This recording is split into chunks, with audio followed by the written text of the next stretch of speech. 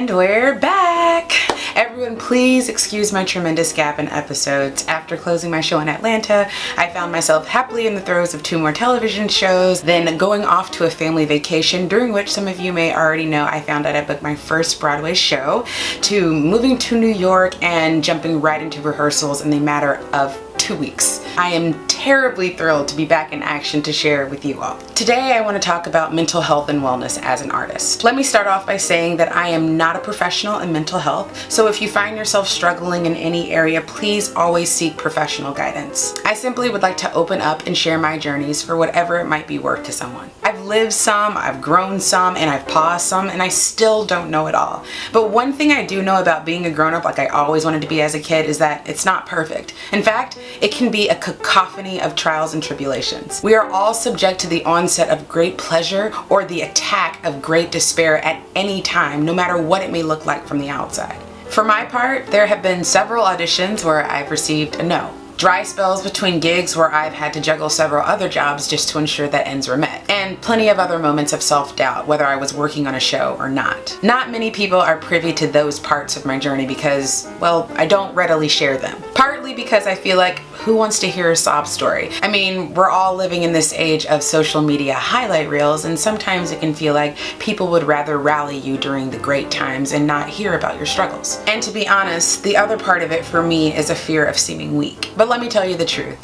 While I truly believe I have been very fortunate in my journey thus far, there have been plenty of struggle days. And I think it's important to be open and honest about them. I have found that one of my biggest faux pas of my career has been, instead of going into a room and believing that I am gifted, that I am anointed, that I am meant to do these things, that I am meant to share my gifts with other people, I have gone into rooms and waited for a yes from the people behind the table to validate me. My self-doubt and even my desire to be celebrated by agents, casting directors, producers, or anyone who's making the decisions that might affect my career, or even anyone who's just watching me perform, have caused me to experience anxiety and even depressed moods. Even though it has taken some time, going into a room and believing in myself, no matter what may happen after I close those doors, no matter what may happen when I get home, no matter what may happen after I receive an actual no, that I am still worthy. As an artist and person of this world, wellness and balance can be difficult to maintain at times. Sometimes it may seem impossible to muster up the strength to get through just one day, and that's okay. Our wells get dry, but replenishment is possible. You can get through this. While I've found that shifting my mindset has been of utmost importance, there are several things that I do in my daily life to help myself remain uplifted. There is not a one-size-fits-all answer to maintaining wellness. Goodness, I wish there was. Daily, I am still discovering tools to help myself maintain. Your recipe will be different. So, without further ado, here are a few things that I have come to rely on at some point in my journey. By the way, these are in no particular order. Exercise. We all know that exercise is important. As we exercise, endorphins are released, and these are feel-good chemicals for your body. Now, you don't have to go out and run a marathon to get those endorphins running, although you could. There are plenty of physical activities out there that you can get involved in, so find the one that works for you. I have fallen in love with running, cycling, stairmastering, weightlifting, yogaing. These are the things that have been very, very helpful for me.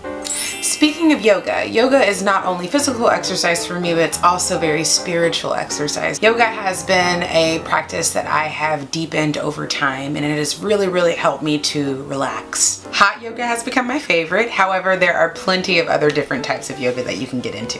Which leads me to meditation. I did a vlog on meditation a few episodes back, so please feel free to go back to that to get a deeper understanding of what my process is. I will just say now that meditation is a very beautiful practice for me. There is a lot of noise in this world, so sometimes it's just nice to start your day off with quietness, just getting into your body, getting in tune with your surroundings, connecting with the higher power that I believe in has been very, very helpful for me. Having a moment of peace and quietness and thanksgiving and asking for the things that you need can be very healing for you, as it has been for me. Which actually leads me to an artist's way, which I've mentioned in a previous episode, but I want to reiterate Julia Cameron's idea of the artist's state. Now, this can be for anybody, not just artists, but but she encourages you on a weekly basis to go out and do something on your own. No one else is invited, but you go and do something that you've always wanted to do, or something that sparks your interest. You can go take a class, you can go see a movie, you can go to the museum, you can go watch the ducks at the pond down the street, you can go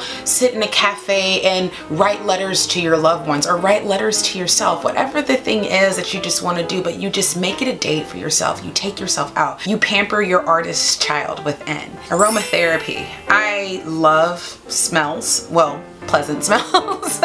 Essential oils have become important to me. I also burn incense, but you know, some of my favorite fragrances are lavender, vanilla obviously, but peppermint oil really helps to open up my senses and just kind of help me clear out. So if you're into scents, that might be something that could work for you. Sometimes for some people there are certain scents that are just reminiscent of their childhood or reminiscent of a very important memory or time in their life, and I have those scents as well. So sometimes if I can find it in a store setting, or if I have something, an item that smells that way, I might just like put it to my face and just take it all in, because it brings back good memories and good feelings and good juju for me. This next one's really important. Unplugging. Unplugging from this thing right here, because we all have one and she can really start to block our blessings sometimes. So, unplugging is perhaps one of my favorite things to do that I don't want to do. That makes any sense. It's hard to unplug from this thing, and we're all connected to our phone. But I think the biggest thing is my connection to social media. I am an artist and I promote myself through my social media. However, there are other things that I can do to unplug. One of my favorite ways to do this is to take my social media apps off of my phone. And when I tell you how much that keeps me off of my phone on a daily basis, I mean probably hours. More hours are given back to me to read a book or to, I don't know, talk face to face with someone. Whatever works for you, but something that's just going to make you feel less reliant on something that is fake. Routine. Even when I don't have a long-standing gig, I found that simply getting up in the morning and making sure that I go to the gym every day at a certain time has been very, very helpful for me. I think that having a routine helps me to feel like I had something on the books, I accomplished it, I'm an accomplished person. Reaching out. We have people in our life for a reason. We are human beings and we desire connection. And I think one of the most important things that I've realized over time is that reaching out is not a bad thing. In fact, you'll be surprised at how many people in your life want you to reach out to them if you're finding yourself struggling with something or dealing with something that is hard. If you have a great circle of support and friends, you always have an option to reach out to somebody else, and that's the beauty of relationship. Develop great relationships with people and don't be afraid to reach out to those people. Journaling has also been a very great thing for me. Find yourself a beautiful book, journal, whatever that you would like to write in, and write down your thoughts. And it doesn't have to be a story or anything like that. My favorite is just free form, basically word vomit on a page, and it helps me to just articulate my feelings a little bit better when I write them down and when I just let them out onto the page. So get into that journal. Brene Brown, she is a prolific author in self-help, and her book, I Thought It Was Just Me But It Isn't, really transformed my life a couple of years ago.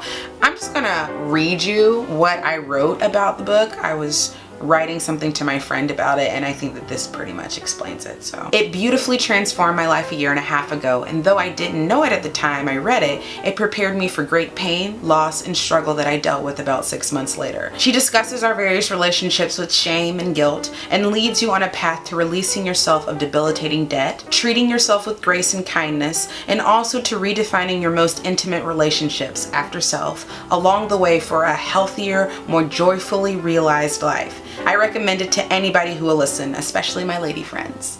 And then of course, therapy. There's such a stigma attached to that word. therapy is nothing to be afraid of. Therapy is something that is incredibly helpful. For my part, therapy has been very, very great for me. The best part about therapy is that you get to talk to someone who doesn't know you, doesn't know anyone else in your life, who can give you an unbiased, also educated response to your issues. While it has also been very helpful for me to talk to an educated professional about my issues who's on the outside of it all, I have also gained a number of tools to help me in my daily life. Like I said, I don't know it all, and therapy has helped me to become more mentally, spiritually, physically, psychologically, relationally stronger, more sound. And I can think of no greater good to have come from that. So please, I urge you, if you ever feel like you need professional help, seek out that professional help. Screw the stigma. In fact, if you do go out and seek professional help, I congratulate you. I celebrate you.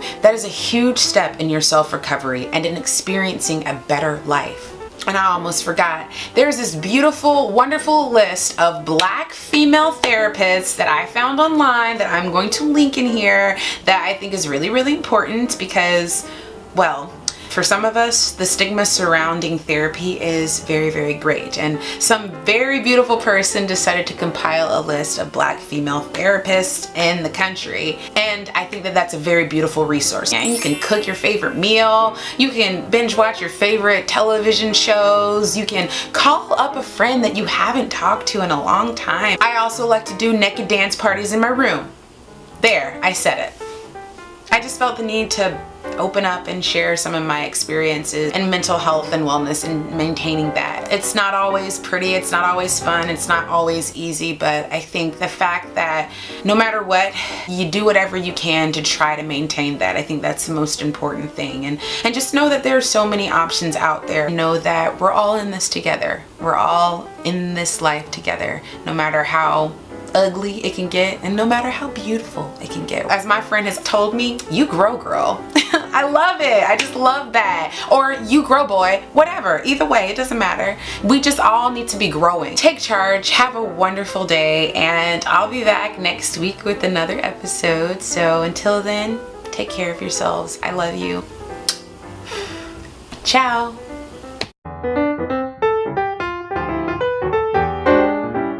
At a certain time.